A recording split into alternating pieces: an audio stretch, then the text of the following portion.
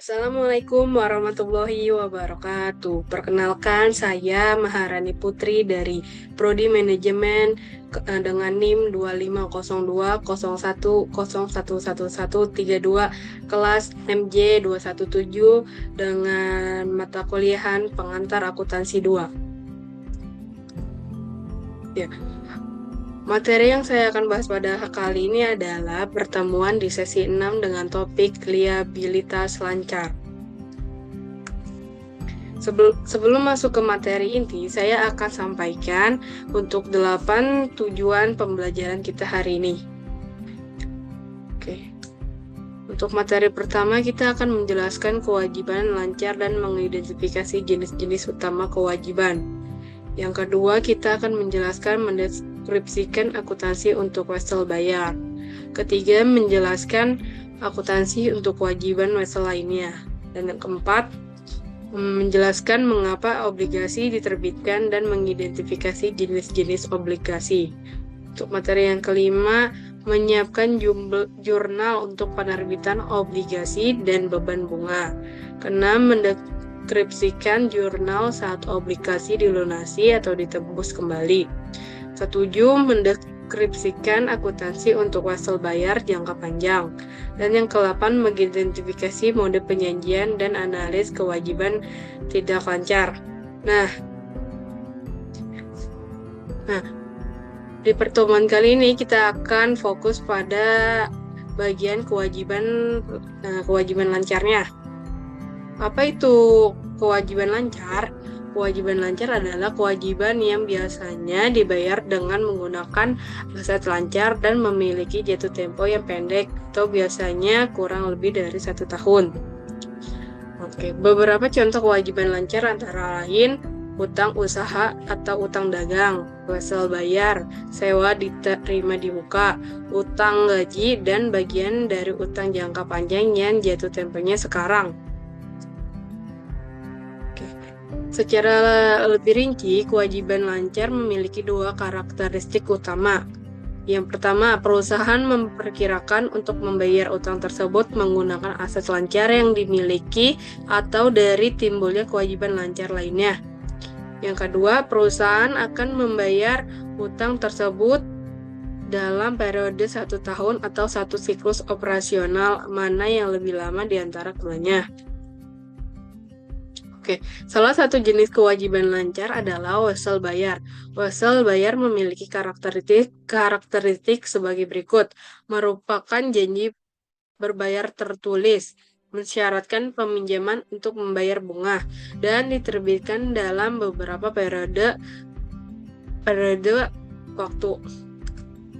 Ya, sekarang kita masuk ke contoh soal pada 1 Maret 2011, oleh William meminjam $100.000 dari First Nation Bank melalui wesel selama 4 bulan dengan bunga 12%. Instruksinya, contoh soalnya, contoh soal pertama, untuk menyiapkan ayat jurnal untuk tanggal 1 Maret. Soal kedua, menyiapkan ayat jurnal penyesuaian untuk tanggal 30 Juni dengan asumsi jurnal penyesuaian bulanan belum dibuat. Dan yang ketiga, menyiapkan ayat jurnal untuk saat jatuh tempo yaitu 1 Juli.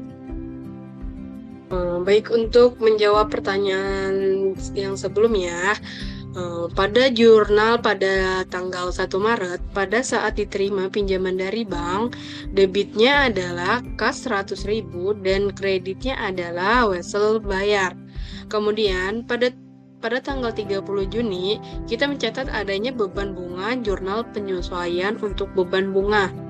Untuk beban bunga jurnalnya adalah beban bunga debitnya 4.000, hutang bunganya 4.000. Kenapa hutang bunga? Karena pada tanggal 30 Juni perusahaan belum membayar kepada bank sehingga jumlahnya adalah 4 bulan per 12 dikali tarifnya 12%, sehingga nominalnya adalah 100.000. Sehingga ketemulah angka beban bunganya 4.000. Selanjutnya pada tanggal jatuh tempo 1 Juli, yaitu pelunasan hutang plus bunga. Pelunasan hutang plus bunga. 104.000 kita bayarkan. Oke. Akan mendebit, wesel bayar 100.000 dan hutang bayar 4.000. Jadi pada saat 1 Juli sudah melampirkan pelunasan pengembalian pokok pinjaman dan bunganya. Oke, selanjutnya. Selanjutnya, jenis kewajiban lancar berikutnya adalah utang pajak penjualan. Karakteristik pajak penjualan dinyatakan sebagai persentase tertentu dari harga jual. Dapat dinyatakan terpisah atau termasuk dalam total faktur. Retailer atau pengecer mengumpulkan pajak tersebut dari pelanggan dan retail kemudian menyerahkan hasil pengumpulan pajak itu kepada pemerintah. Jadi pajak ini bukan mendapatkan bagian perusahaan, melainkan titipan untuk pemerintah.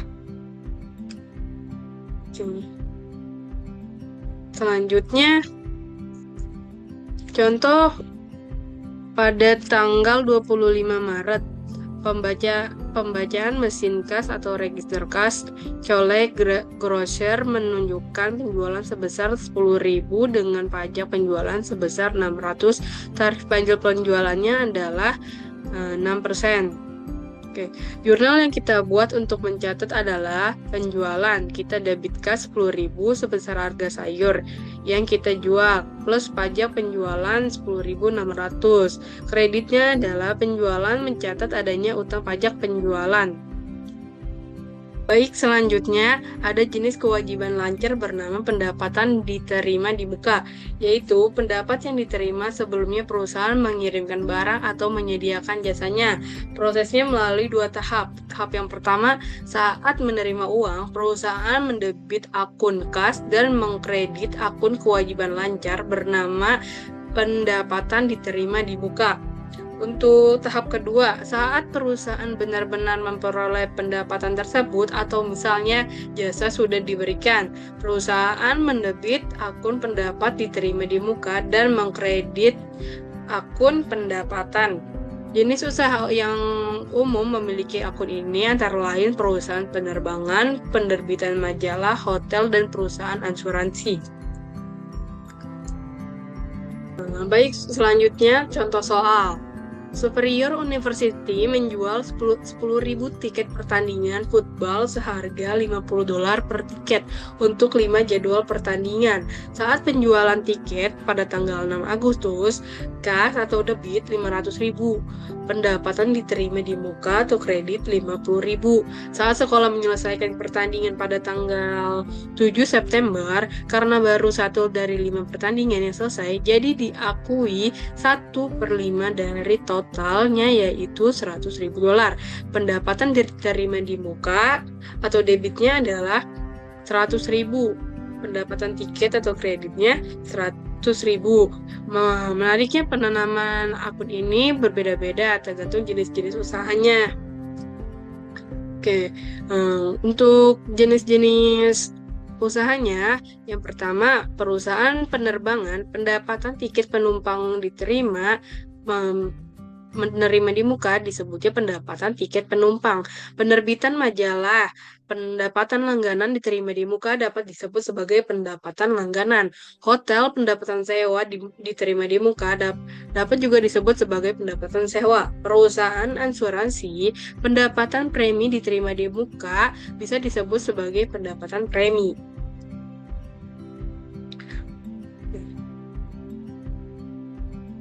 Oke. Kategori kewajiban lancar terakhir adalah utang jangka panjang yang jatuh tempo. Ini adalah bagian dari utang jangka panjang yang sudah jatuh tempo pada tahun berjalan. Yang perlu diingat, untuk pos ini tidak berlaku ayat jurnal penyelesaian. Pos ini hanya dipindahkan klasifikasinya dari kewajiban tidak lancar menjadi kewajiban lancar dalam laporan posisi keuangan. Oke. Sekarang kita lihat bagaimana semua kewajiban lancar ini disajikan dalam laporan keuangan menggunakan contoh dari Croix Company atau dalam ribuan euro. Ya, berikut adalah contoh perhitungannya. Oke, bisa dilihat ya. Bisa dilihat bahwa seluruh kategori yang kita bahas tadi, mulai dari wesel bayar, utang usaha, bagian utang, jangka panjang yang jatuh tempo, hingga pendapatan diterima di muka atau disebutnya customer advances, semuanya muncul dari laporan ini. Oke, masuk di bagian analisis likuiditas. Setelah kewajiban lancar disajikan, kita bisa menganalisis menggunakan dua ukuran likuiditas. Oke, yang pertama ada modal kerja atau working capital. Nah, working capital dikurang current liabilitas. Oke, 20,856.000 dikurang 16.210 sama dengan 4,646.000. Kedua, rasio lancar atau current ratio. Current asset dibagi current liabilitas. 20.856 dibagi 16.210 sama dengan 1,29. Likuiditas sendiri menunjukkan pada kemampuan perusahaan untuk membayar kewajiban yang telah jatuh tempo sekaligus memenuhi kebutuhan kas yang tidak terduga. Sementara itu, rasio lancar memungkinkan kita membandingkan likuiditas antar perusahaan yang berbeda ukuran maupun perbandingan likuiditas satu perusahaan yang sama pada periode waktu yang berbeda. Dengan rasio lancar 1,29:1, artinya Croix Company memiliki 1,29 aset lancar untuk setiap satu kewajiban lancar, menunjukkan perusahaan masih dalam posisi yang cukup mampu memenuhi kewajiban jangka pendek.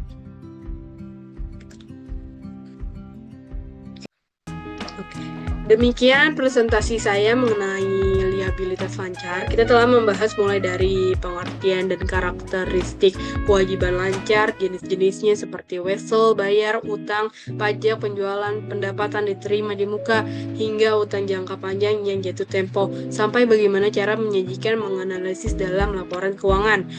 Baik, terima kasih atas perhatiannya. Mohon maaf atas kesalahan dan penyampaian saya, kurang lebihnya terima kasih. Wassalamualaikum warahmatullahi wabarakatuh.